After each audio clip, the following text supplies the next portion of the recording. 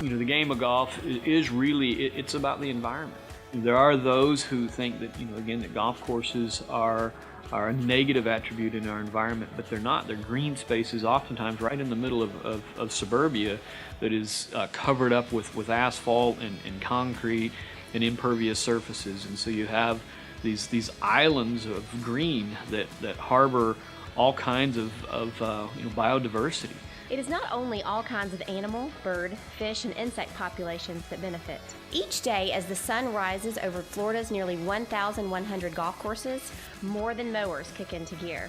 Collectively, from the humblest par 3 facility to celebrated PGA Tour venues, the state's golf industry is an economic engine driving $11 billion worth of benefit every year.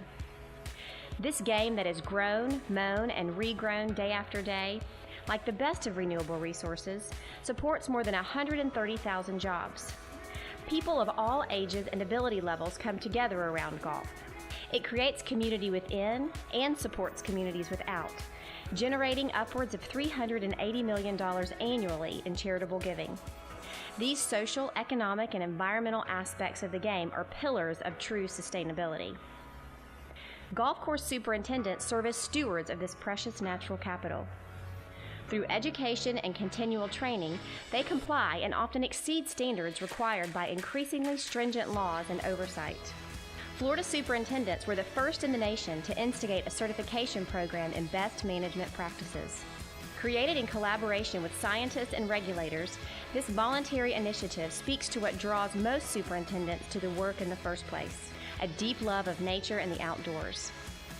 Superintendents strive to do well and to do right. Beyond offering wildlife habitat, golf courses serve the environmental well-being of their communities by moderating air temperatures and mitigating noise pollution. Turf grasses and pond systems also slow and filter stormwaters from neighboring developments. Microbial populations in the soil break down chemicals and pollutants often present in that runoff, and in treated effluent increasingly used for irrigation.